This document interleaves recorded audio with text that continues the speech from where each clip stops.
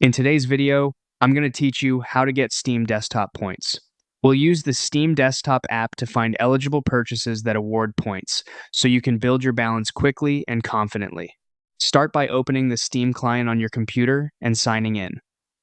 From the main navigation bar at the top, head to Store. This is where Steam points are earned. When you buy eligible content through the Steam Store, points are automatically added to your account right after the purchase completes. Next, choose Browse.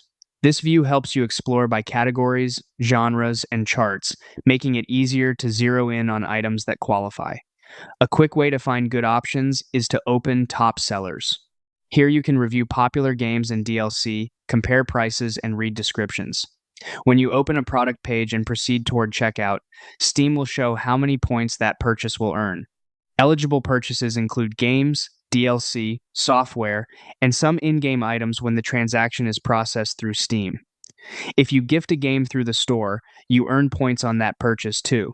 If a purchase is refunded, any awarded points are automatically removed. Now, hover over Community on the top menu and click Market. This is where you can browse and buy in-game items listed by other users for the titles you play. It's a great way to find cosmetics or cards tied to your favorite games.